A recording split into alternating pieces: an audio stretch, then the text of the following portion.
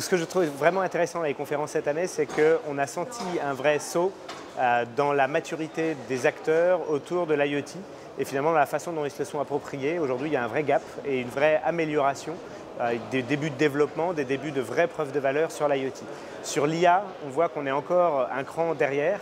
Donc aujourd'hui, il y a une lucidité sur ce que ça peut apporter, mais il y a encore un petit déficit dans la façon de prendre cette transformation, avec beaucoup de fausses bonnes idées autour de partenariats technologiques avec les GAFA, sans forcément comprendre ce que ça peut impliquer, ce qu'on peut leur utiliser chez eux ou non, de partenariats avec les startups, et comment ne pas tuer une startup, mais comment pouvoir vraiment en tirer du bénéfice sur des sujets qui sont importants pour nous, et finalement sur la vraie façon de construire une usine qui petit à petit va se transformer en éditeur de logiciels. Ça, c'est nouveau pour les grands acteurs de l'énergie et ils sont en train de comprendre un peu ce virage sans l'avoir vraiment démarré. Je dirais que sur l'IoT, Enedis a franchi une étape. Après quelques années consacrées essentiellement à des expérimentations avec des POC, aujourd'hui on est rentré dans les premières phases de déploiement industriel pour certaines solutions, comme des systèmes de monitoring de nos transformateurs de poste source ou encore des groupes électrogènes connectés,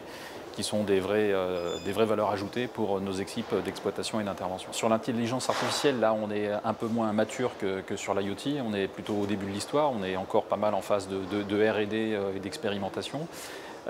Mais on a pris un premier virage et on a identifié quelques pistes intéressantes sur lesquelles on va mettre le paquet à court terme, comme la reconnaissance d'images pour la détection automatique d'anomalies sur le réseau ou encore des systèmes d'appui aux interventions pour nos techniciens.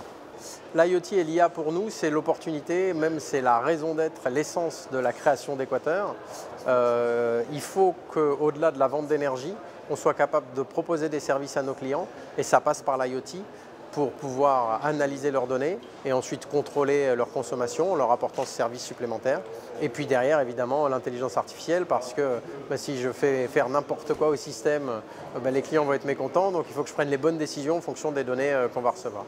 Et donc pour ça, la base du business model d'Equateur, c'est acquérir une base de clients avec de l'énergie parce que les gens ont l'habitude d'acheter l'énergie et derrière proposer toute la palette de services, intelligence artificielle, IoT, qui va nous permettre de les aider à consommer mieux.